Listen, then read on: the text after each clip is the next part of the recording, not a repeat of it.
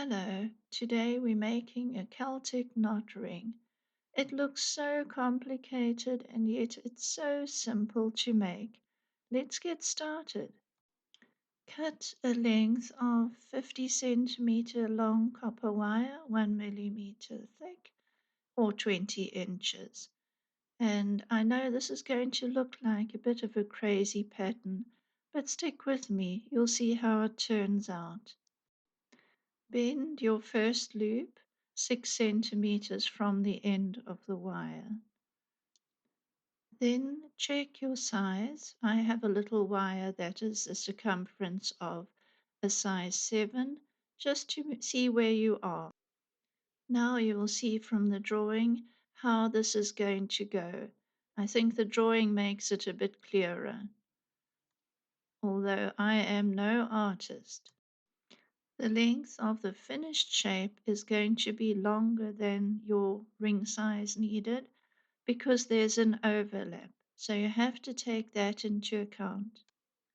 Bend your second loop and it looks like you're doing a figure eight, but you're not because you don't want an overlapping cross in the middle.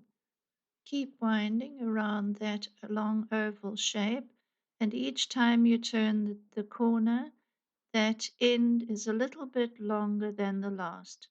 So they don't overlap, they just build on each other.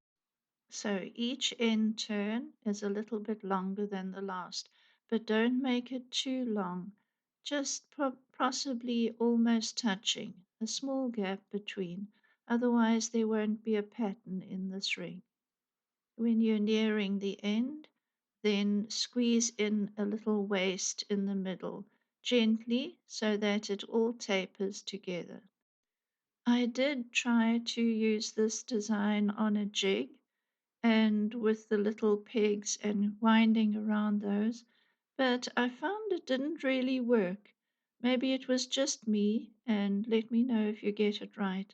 But I found that just free forming was a nicer result.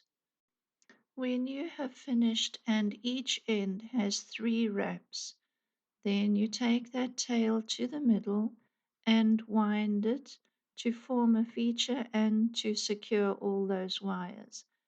And then once you've wrapped it neatly, squeeze it down with pliers so that it's all compressed and it looks good. I love the simplicity of this design.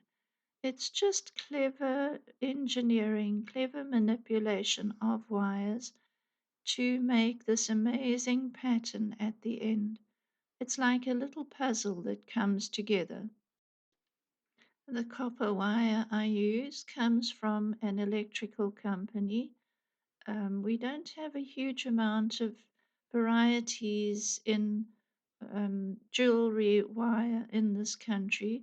We do have them, but they're quite costly.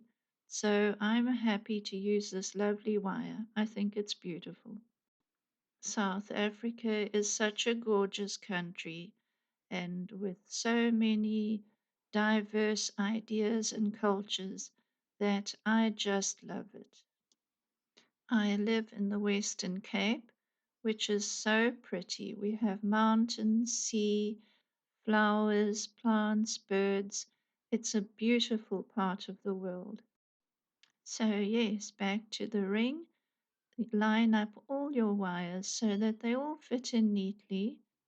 Then we're going to tap them into place on my sweet little anvil, which is a sad iron, and keep all those wires locked in, but be careful not to have overlaps. If there's one that's out of place, just push it, nudge it into shape, tapping along the entire length of this little ring ensemble, especially on the middle wraps, just to make sure that they're lying flat and snug. This is going to be on the underside of your ring finger. So you want it to be comfortable too. And the tapping just puts it all into place. I flattened out the ends of that, all the little overlaps, because once it is completed, the flattened wire looks really attractive. Because this is quite a tough little collection of wires now, I'm going to anneal it so that it's easier to bend. You don't have to, and I have made the ring without annealing. It's just a little bit harder to bend. So I also like the look of the fire scale. It gives it a vintage look. Use your butane torch, heat it up for a minute, and then quench in cold water. This will be nice and soft now. After quenching, dry it off and then carry on. When it's nice and dry, I use steel wool to polish up all those wires.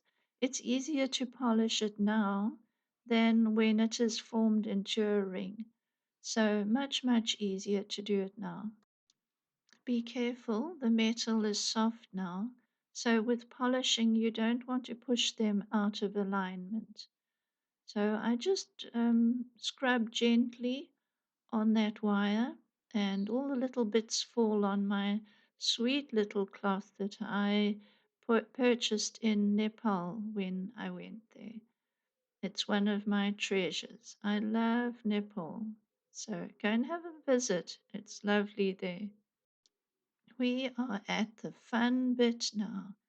This is where you see all your hard work turn into a beautiful ring. Place it on a metal mandrel and using a metal hammer because this is quite a tough bunch of wires. Tap on the middle wrapped ones and take it around with your fingers to the top. The magic happens here where you press down the one end and then press the other end goes over that group of wires. And the more overlap, the more the pattern forms, or the less the pattern forms, just depending on how you want it to look. So the circles go over the circles and they make another pattern. Tap it into place to secure the entire ring. Isn't this just amazing and worth all the hard work and the fiddling with the wire? Isn't it lovely? And suddenly a little classic ring is born. I think it's the most amazing pattern, and I hope you enjoyed it too. And let me know how your rings turn out. Thank you for watching. Bye bye.